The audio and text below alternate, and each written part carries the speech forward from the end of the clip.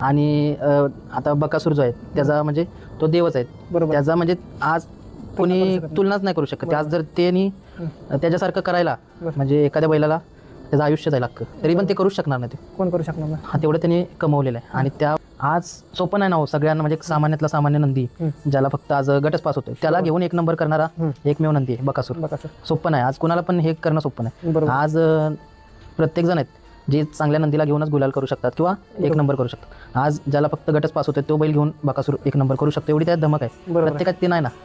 100% त्या बैलाला देवाचा आशीर्वादच आहे. देवाचा. बकासूर तर त्याच्यामुळे एखादा नंदी उजेडात येत असेल ना ती गोष्ट तुम्ही पण विचारात घ्या बरोबर. की आज एखाद्या सर्वसामान्याला कुठेतरी आज उजेडात येण्याचा एखादा चान्स भेटलेला असतो. बरोबर. आणि त्यांनी पण जो जिंकत असतो त्यांनी पण हुरळून जायचं नाही की बाबा आज बकासूर आपल्या सेमीत होता असं झालं तसं. बरोबर. त्यांनी पण संयम ठेवला पाहिजे कारण की तो देव आहे. तुम्ही त्याची तुलना करायला जाऊ नका. आणि त्याची तुलना केली तर तुमचं सर्व आज आम्ही बघितलेलं आहे, स्पष्ट उदाहरणं बघितलेली आहेत. असते तसं. त्यामुळं त्याचा नादच नाही करायचा, त्याच्या नादालाच लागू नये. बरोबर.